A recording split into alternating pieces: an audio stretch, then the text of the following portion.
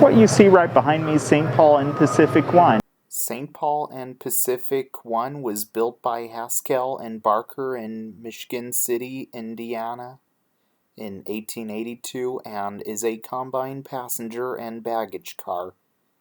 Half of the car length is a baggage area with a capacity of 20,000 pounds, and the rest has coach seats. This car is typical of the coach building style of the era, which is all wood construction with iron reinforcement. Also, part of the truck frames is made of wood timbers.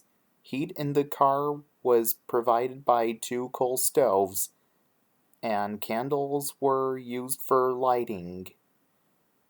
Cooling came only from open windows and ventilators in the roof, a method that allowed a great deal of dust to enter the car.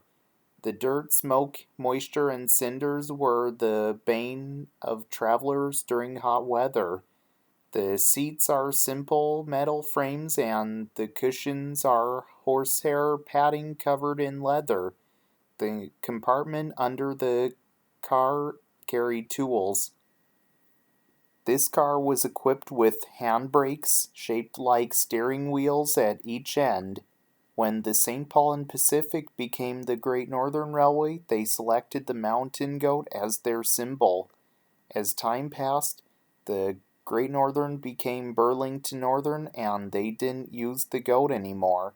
The car was renovated by the Great Northern Railway in 1924 in keeping with equipment on the St. Paul and Pacific during the 1860s for display with the William Crookes locomotive, and this car was used behind that locomotive as well. It is one of the first passenger cars on the St. Paul and Pacific Railroad. In the 1950s, the car was stored in the St. Cloud car shops. Also, this car, along with its mate, traveled extensively to fairs in New York and Chicago with the locomotive and on war bond promotion excursions during World War II. Also, the car has been on a number of bond tours on the Great Northern Railroad during that time. Later on, the car was retired and it soon came to be part of the Lake Superior Railroad Museum in Duluth, Minnesota, where it is on display today.